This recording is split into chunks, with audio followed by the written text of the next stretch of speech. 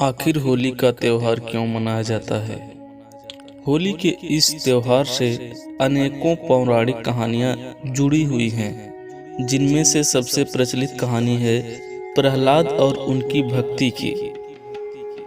माना जाता है कि प्राचीन काल में हिरण्यकश्यप नाम का एक बलशाली असुर हुआ करता था, जिसे ब्रह्मदेव द्वारा ये वरदान प्राप्त था कि उसे कोई इंसान या कोई जानवर नहीं मार सकता, ना ही किसी अस्त्र या शस्त्र से, ना घर के बाहर ना अंदर, ना ही दिन में और ना ही रात में, ना ही धरती में ना ही आकाश में।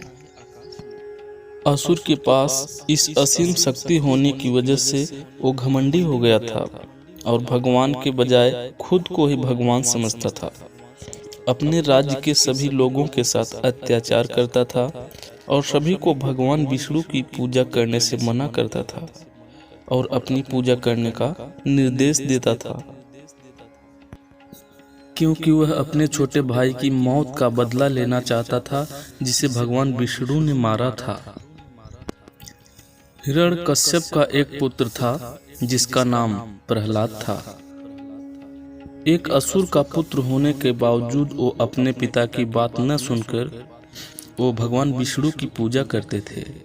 हिरण्यकश्यप के खौफ से सभी लोग उसे भगवान मानने के लिए मजबूर हो गए थे, सिवाय उसके पुत्र प्रहलाद के।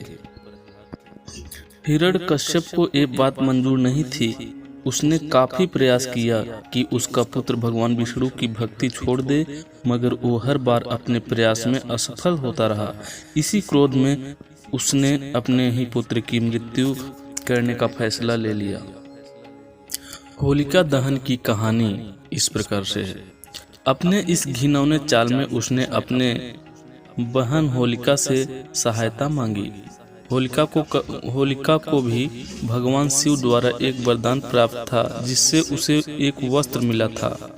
जब तक होलिका के तन पर वो वस्त्र रहेगा, तब तक होलिका को कोई भी जला नहीं सकता।